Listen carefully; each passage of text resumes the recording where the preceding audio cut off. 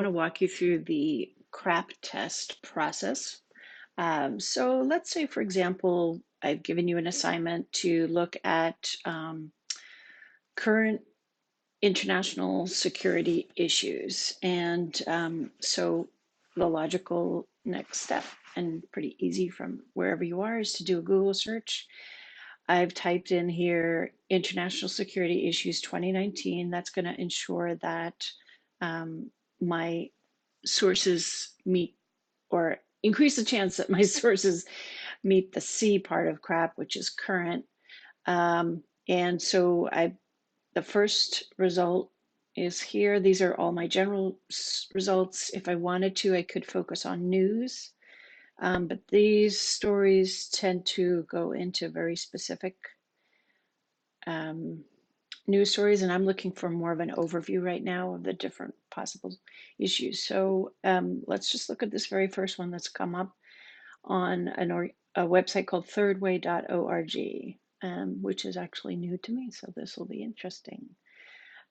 So talking points for the top national security issues of 2019, published June 3rd, 2019. So that's pretty current. I would say, depending on the issue and what you're looking for, I would say you're pretty safe within anything within the past 3 years, but obviously the more recent, the better the source for most of what we're doing. The other question you'd want to look at is, in the document, does the document itself use current and recent sources? And so I'm not going to get into looking for that right now, but keep that in mind. Relevance. What aspect of this article, is this content relevant to the search? So for the first steps in my process of just finding out, like, what are some of the top security issues internationally, this looks pretty relevant. There's a variety. It's actually, that's what it's called, hot topics in national security. So it does look like it is relevant. Authority.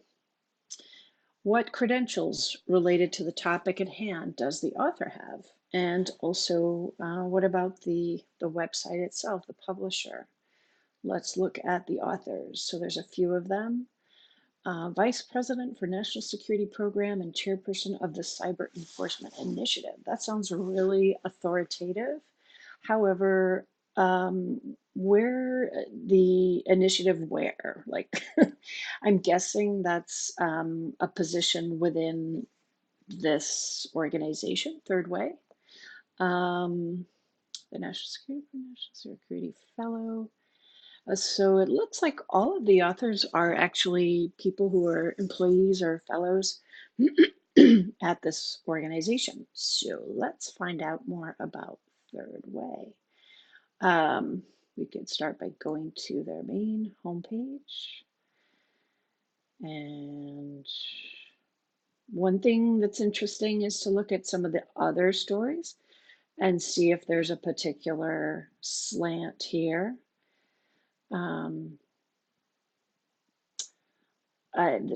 For example, GOP stunt, calling something a stunt has a sort of negative connotation. So right there, it's making me start to wonder if this is more left-leaning source.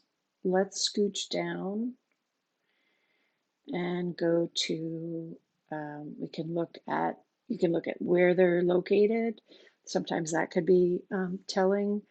You can look at the other issues that they are focusing on. If you're familiar with American politics and interests, then you might see trends there that give you a sense of if this is a organization that has a particular bias. And so Third Way is a national think tank that champions modern center-left ideas. So bang, right out of the gate, they're letting us know their political orientation is center-left.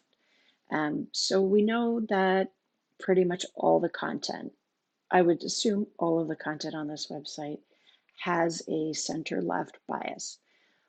That's okay. You can still use a source as long as you acknowledge the bias and you use it with care. I would use like a source that has a clear bias. I would use it more as a starting point than my end point in my research. Um, so, uh, for example, this site is giving me a list of some of the issues. And so I might say, okay, well, yeah, terrorism, it's not only this site that I know has identified terrorism as a security issue. So I might then make my next search more specific to terrorism if that's an interest of mine. Let's do the second A, accuracy. Does the source contain any false information or errors? Does it use reputable sources, support the claims made? Has it gone through a peer review? No, it's not a journal article, so I would assume it has not gone through a peer review. The source, I'm not seeing just by skimming it that they're relying on other sources that have a reputation, or don't. So it kind of doesn't hold up necessarily. It doesn't hold up in that way. Like it would be really nice to see that they got information from other sort of known reputable.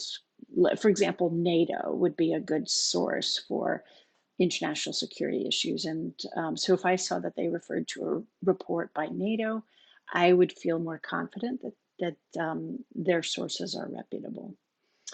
And then in terms of whether any of this information is accurate or not, um, if you've seen, you basically want to take anything that's more than like a fact and and maybe Google search some of that content and see whether it's coming up in other reputable sources. So, and then purpose is the P in CRAAP. Is this information clearly biased in one way or another? Why is this? Did the author create or share this information? Does it represent multiple points of view on the topic? Well, we already know it is a center-left bias, so it probably doesn't represent multiple views. And we already know that it has a bias, but I'm not saying don't use it. As long as you acknowledge that it has a bias and you acknowledge what that bias would be, it's okay. Like I said before, don't use this as your endpoint. Use it as a launching pad for continuing your research. This is also interesting to look at here. So I noticed that this article is part 2 in a series of hot topics. So let's look at what the whole series is about. Maybe that will give us some more clues. Measure many national security threats and foreign policy challenges remain top of mind, and how to address them. Third Way's 2019 Hot Topics in National Security book has you covered with primers for policymakers on how to navigate some of the trickiest of these national security and foreign policy issues. So this is guidance for people, policymakers and individuals, probably in coming up into the election season. And so I'm going to assume the article itself is biased. So anyway, that's a quick and dirty use of the CRAAP tool. I hope it was helpful.